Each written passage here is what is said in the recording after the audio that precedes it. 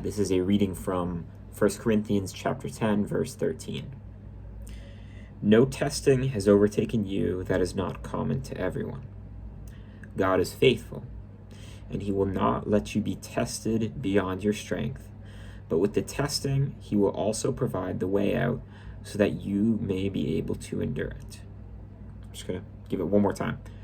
No testing has overtaken you that is not common to everyone. God is faithful, and he will not let you be tested beyond your strength. But with the testing, he will also provide the way out so that you may be able to endure it. So, testings, temptation from the devil, sin is always knocking at our doorstep. It's something we constantly deal with. I've dealt with it a lot in my life, as a young guy, like porn, masturbation, probably the most like pressing sin for me that I've dealt with in the past. Could be eating, gluttony, whatever. Temptation always comes.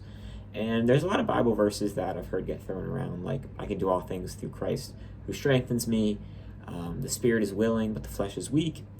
And, these can be, like, pretty helpful during temptation, when you're considering masturbating, eating junk food, wasting time on the internet. But I didn't hear this verse until recent, and I just wish I heard it earlier. Like, that's why I'm making this video, to get this out to y'all. God is faithful, and he will not let you be tested beyond your strength, but with the testing, he will also provide the way out so that you may be able to endure it. That is so powerful, because I know in the past, especially like succumbing to masturbation, it almost feels like there's this energy inside of me. It's boiling up. Like, I need to let it out.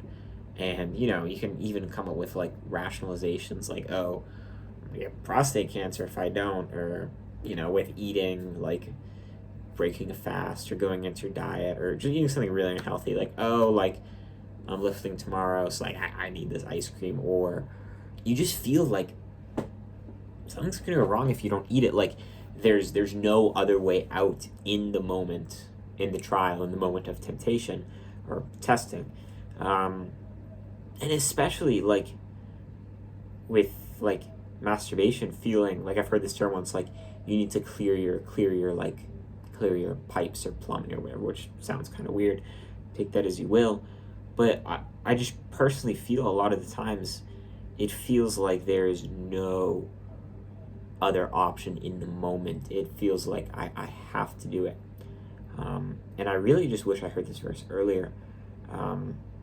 It's so reassuring. It's terribly reassuring, telling us that everything in our life that is thrown at us, God has given us, or will give us in that moment, if you want to interpret that way, enough to deal with that. Like, let that sink in. That's wild. That's a crazy confidence that you can carry yourself with for, your easier day-to-day mundane moments, like feeling like you can't concentrate in school, feeling like, you're not going to make it with your grades, whatever, like more minor stuff like that.